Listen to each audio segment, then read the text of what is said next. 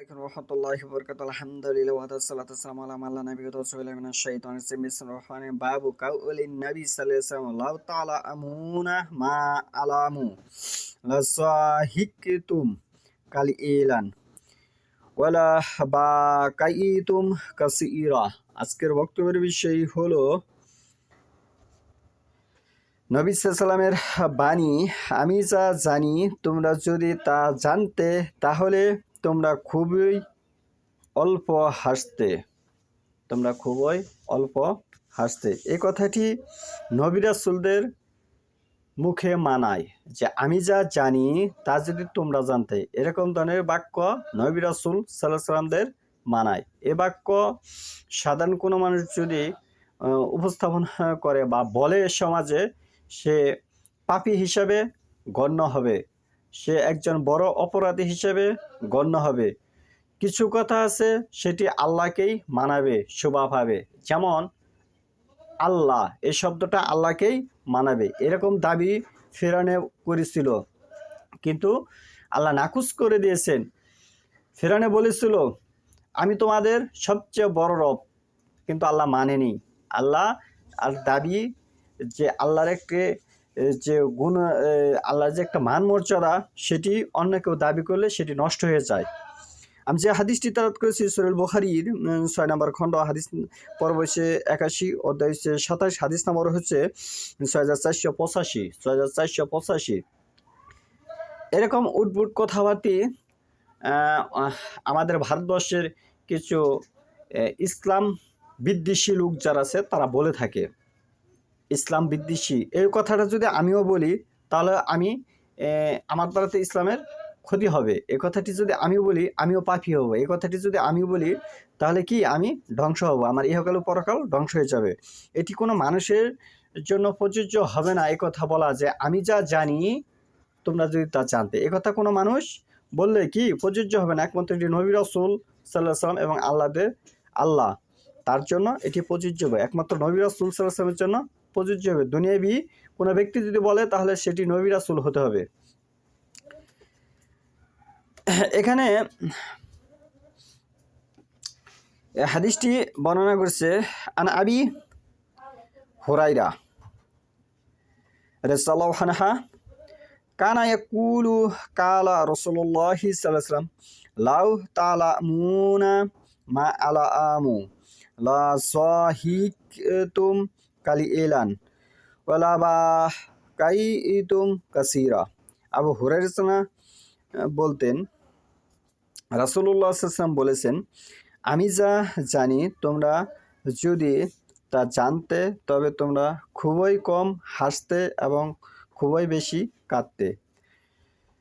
লাউ অর্থ হচ্ছে যদি, তালামুনা তোমরা জানতে, মা আলামু যা, মা হচ্ছে যা, আলামু যা আমি জানি, লাসাহিক হচ্ছে হাসা, তুম হচ্ছে তোমরা কি কালি ইলান সামান্য হাসতে, ওয়াইসে এবং লা বাকাই হচ্ছে কাদা, তোমরা কি তোমরা কাঁদতে, কাসীরা অনেক কাঁদতে মানে বেশি কাঁদতে। তা এই হচ্ছে হাদিসের শব্দের অর্থ। এভাবে হাদিস বলার পরে এভাবে যে শব্দের অর্থগুলি বলতে পারবে সে মোটামুটি হাদিস সম্পর্কে বুঝে, এরকম ধরনের একটি আত্মবিশ্বাস তার প্রতি রাখা যায় যে হাদিস সম্পর্কে সে কি বুঝে। এখন এই কথাটি অন্য মানুষের জন্য প্রযোজ্য হবে না কেন? অন্য কোনো মানুষের কাছে কি ওহি আসে না, একমাত্র নবী রাসূলদের কাছে ওহি আসে। দুনিয়াবি কোনো ব্যক্তির এই কথা বললে সেটি নবী রাসূল হতে হবে, অন্য কেউ বললে সেটি শিরক করলো, সে বড় অপরাধ করলো। আর আল্লাহ হচ্ছে সৃষ্টিকর্তা, সে কথা বললে তাকে এটি শোভা পায় যে আমি যা জানি তোমরা তা জানো না। তাহলে এখানে যদি কোনো ব্যক্তি এই কথা বলে সে একজন মহাপাপী। এখানে আরেকটি বিষয় উল্লেখযোগ্য যে সারা পৃথিবীর মধ্যে যারা মাযহাবি ভাই আছে, হানাফি মাযহাব, তাদের প্রতি আমার শ্রদ্ধা রয়েছে। তাদের যে ইমাম আবু হানিফা রহমতুল্লাহ, সে একজন শ্রদ্ধেয় ব্যক্তি।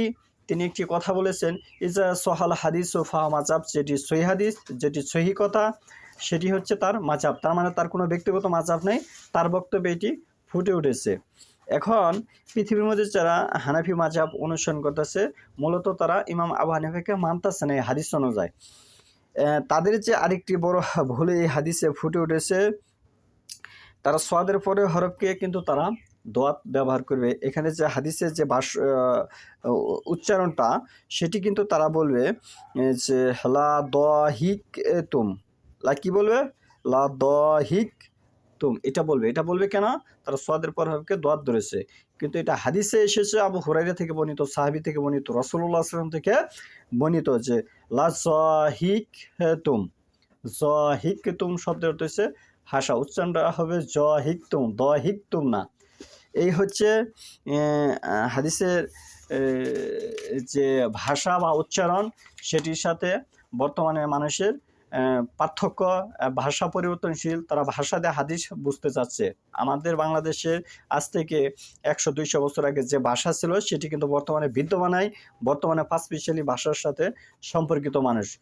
আর পাঁচমিশালি ভাষার মধ্যে 70% ভাষা বাংলাদেশের মানুষ ব্যবহার করে থাকে, সেটি হচ্ছে আপনার ইংরেজি ভাষা। আর 10% ভাষা ব্যবহার করে থাকে, সেটি হচ্ছে আরবি। আর 20% ভাষা যেটি বাংলা ভাষা। এই তিনটি ভাষা সম্মিলিতভাবে আরও কিছু ফার্সি ভাষা মিলে বাংলা ভাষা আমরা প্রয়োগ করে থাকি। এটিকেই আমরা বাংলা ভাষা বুঝে থাকি। মূলত প্রকৃত বাংলা ভাষা বর্তমানে মানুষের কাছে বিদ্যমান নেই।